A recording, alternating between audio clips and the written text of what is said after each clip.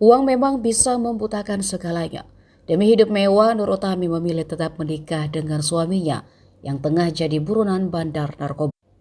Nur Utami sudah ditetapkan tersangka tindak pidana pencucian uang oleh Direktorat Tindak Pidana Narkoba Barreskrim karena ikut menikmati hasil uang penjualan narkoba Freddy Pratama yang dijual suaminya Nasrul Nasir atau Saru. Peran Nur Utami hanya membeli barang-barang mewah dan aset berharga lainnya dengan uang haram milik suaminya itu.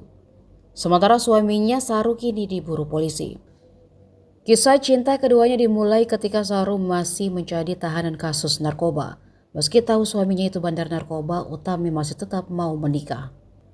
Wakil Direktur Tindak Pidana Narkoba Barreskrim Polri, Kombes Jayadi mengatakan, Saru ternyata seorang residivis dan sudah divonis atas kasus peredaran narkoba.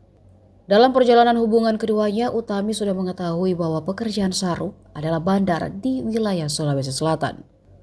Usai menangkap Nur Utami, polisi melakukan penyitaan aset dengan total senilai 7 miliar rupiah. Aset-aset yang berhasil diamankan ada beberapa jenis kendaraan, diantaranya Alphard, Hilux termasuk juga HR-V dan beberapa kendaraan lainnya. Selain kendaraan, barang-barang mewah milik Nur juga dilakukan penyitaan.